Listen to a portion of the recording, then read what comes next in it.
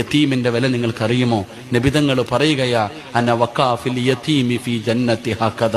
ആരെങ്കിലും ഞാൻ യതീമ, നബിതങ്ങൾ പറഞ്ഞു ഞാൻ യതീമ. യതീമിനെ സ്നേഹിക്കുന്നവർക്ക് സ്വർഗമുണ്ടെന്നല്ല പറഞ്ഞത്, തന്റെ വിരല് ചേർത്ത് വെച്ചിട്ട് പറഞ്ഞു ഞാനും അവരും സ്വർഗത്തിൽ ഇത്രയും അടുത്ത.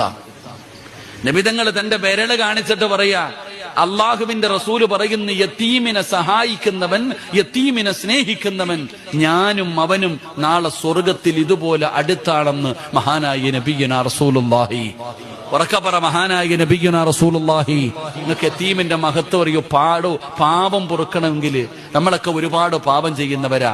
പെട്ടെന്ന് പാപം പൊറുക്കാനുള്ള വഴി മക്കത്ത് പോയിട്ട് ഹജറുൽ അസ്വദ് മുത്തിയാ മതി. എല്ലാ പാവവും അള്ളാഹു പുറത്തു തരും. അള്ളാഹു പോയി മുത്താൻ ഭാഗ്യം തരുമാറാകട്ടെ. അള്ളാഹു പോയി മുത്താൻ ഭാഗ്യം തരുമാറാകട്ടെ. അവിടെ പോയാൽ മുത്താൻ പറ്റുമോ? പൈസ മുടക്കി മക്കത്ത് പോയാൽ ഹജറുൽ അസ്വദ് മുത്താൻ പറ്റുമോ? തൊടാൻ പറ്റുമോ? എവിടെ തൊടാനായില്ലേ? എന്റെ പ്രിയപ്പെട്ടവരെ, യതീമിന്റെ വില നിങ്ങൾക്കറിയോ? യതീമായ ഒരു കുഞ്ഞിന്റെ തലയിൽ കൈവച്ചിട്ട് ഇങ്ങനെ തടകണം. യതീമായ മക്കളുടെ തലയിൽ കൈവച്ചിട്ട് തലോടിയാൽ എത്ര മുടി നിന്റെ കയ്യിൽ തൊടുന്നുണ്ടോ അത്രയും പാപം അള്ളാഹു പുറത്തു തരുമെന്ന് നബിയുനാ റസൂലുള്ളാഹി.